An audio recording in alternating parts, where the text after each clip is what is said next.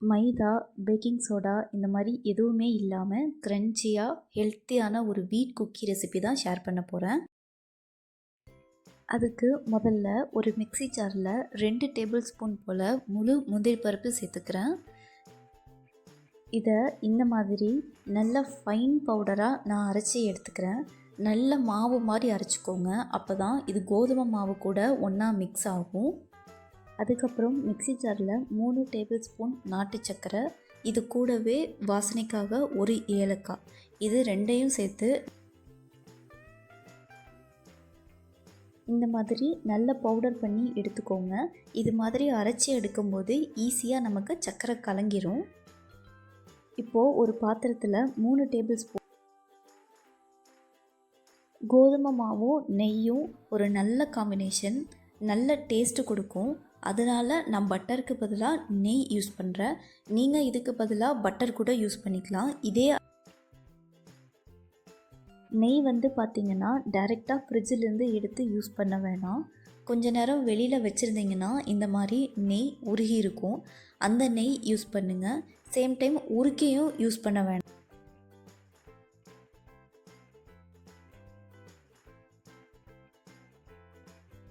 இப்போது இந்த நெய் கூட அரைச்சி வச்சுருக்க நாட்டு சர்க்கரை, ஏலக்காய், இது ரெண்டையும் நான் சேர்த்து நல்லா கலந்து விட போகிறேன். இந்த மாதிரி ஒரு விஸ்கு வச்சு நல்லா பீட் பண்ணுங்கள். 2 நிமிஷத்துக்கு கைவிடாமல் இந்த மாதிரி விஸ்கில் பீட் பண்ணிகிட்டே இருந்தீங்கன்னா சர்க்கரையும் நெய்யும் நல்லா கலந்து உங்களுக்கு இந்த மாதிரி க்ரீமியாக கன்சிஸ்டன்சி கிடைக்கும். பாருங்கள், உங்களுக்கு தெரியும்னு நினைக்கிறேன். இதுதான் ஃபைனல் கன்சிஸ்டன்சி. இந்த அளவுக்கு நல்லா க்ரீமியாக இருந்துச்சுன்னா தான் குக்கீஸ் இன்னும் நல்லா உள்ளே சாஃப்டாகவும் வெளியில் கிறிஸ்பியாகவும் வரும். நாட்டு சர்க்கரையை பவுடர் பண்ணி சேர்த்துக்கிட்டதுனால அது நெய் கூட ஈஸியாக பிளெண்ட் ஆகி சீக்கிரமாகவே உங்களுக்கு இந்த மாதிரி க்ரீமியாக கன்சிஸ்டன்சியில் வந்துடும். இப்போது இது கூட நான் 1/2 கப் அளவுக்கு கோதுமை மாவு சேர்த்துக்கிறேன். இந்த அளவுகள் பார்த்திங்கன்னா மீடியம் சைஸில் இருக்க குக்கி 7லிருந்து 10 வரைக்கும் கிடைக்கும். இது கூடவே நான் பவுடர் பண்ணி எடுத்து வச்சுருக்க முந்திரி பருப்பையும் சேர்த்துக்க போகிறேன்.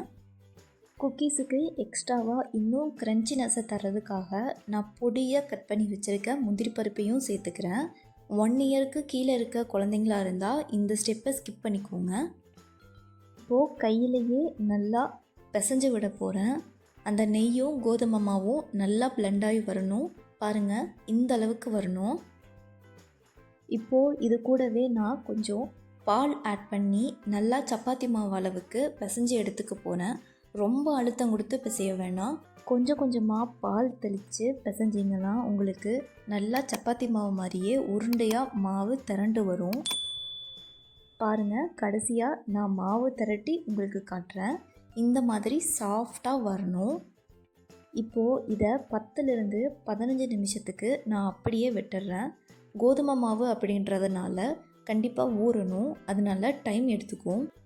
அவனை 180 டிகிரி செல்சியஸில் 10 நிமிஷத்துக்கு ப்ரீஹீட் பண்ணி வச்சுருங்க. பாருங்கள், 10லிருந்து 15 நிமிஷம் போல் இந்த மாவு நல்லா ஊறி இருக்கும். நல்லா சாஃப்டாக வந்திருக்கு, உங்களுக்கு தெரியும்னு நினைக்கிறேன். இந்த மாதிரி ஒரு பட்டர் ஷீட் எடுத்துகிட்டு அதை 2ஆக மடிச்சுக்கோங்க. அதுக்கு நடுவில் திரண்ட மாவை வச்சு நல்லா ஸ்ப்ரெட் பண்ணி விடுங்க. இந்த மாதிரி பட்டர் ஷீட் போட்டு மாவை ஸ்ப்ரெட் பண்ணும்போது அது ஒன்றோட ஒன்று ஒட்டாமல் இருக்கும். அதனால நம்ம குக்கி ஷேப்புக்கு கட் பண்ணுறது ரொம்பவே ஈஸியாக இருக்கும். இந்த மாதிரி எல்லா பக்கமும் ஈவனாக இருக்க மாதிரி மாவை ஸ்ப்ரெட் பண்ணி விடுங்க. இந்த மாதிரி பட்டர் ஷீட்டை விரிச்சிட்டு குட்டி குட்டியாக நான் ஸ்டார் ஷேப்பில் கட் பண்ணி எடுத்துக்க போகிறேன். உங்கள்கிட்ட எந்த ஷேப்பில் குக்கி கட்டர் இருந்தாலும் அதை யூஸ் பண்ணிக்கோங்க.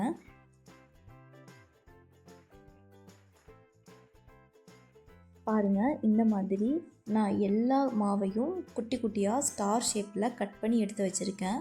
பார்க்கவே ரொம்ப அழகாக இருக்குது. ப்ரீஹீட் பண்ண அவனில் இந்த குக்கீஸை வச்சுட்டு 180 டிகிரி செல்சியஸில் 10லிருந்து 15 நிமிஷம் போல் நல்லா பேக் பண்ணி எடுங்க. ஒருவேளை தேவைப்பட்டால் குக்கீஸை திருப்பி விட்டுட்டு இன்னும் ஒரு 5 நிமிஷத்துக்கு பேக் பண்ணுங்கள். க்ரன்ச்சியான வீட் கேஷ்யூ குக்கி ரெடி. இதில் சேர்த்துருக்க முந்திரி பருப்பு குழந்தைங்களோட வெயிட் கெயினுக்கு ரொம்பவே ஹெல்ப் பண்ணும். இந்த வீட் கேஷ்யூ குக்கி உங்களுக்கு ரொம்ப பிடிச்சிருக்குன்னு நினைக்கிறேன். பிடிச்சிருந்தா இந்த வீடியோவை மறக்காமல் லைக் பண்ணிக்கோங்க. இந்த மாதிரி நிறையா ஹெல்த்தி ரெசிபிஸ் இன்னும் சேனலில் அப்லோட் பண்ணுறேன். மறக்காமல் சேனலை சப்ஸ்கிரைப் பண்ணி வச்சுக்கோங்க.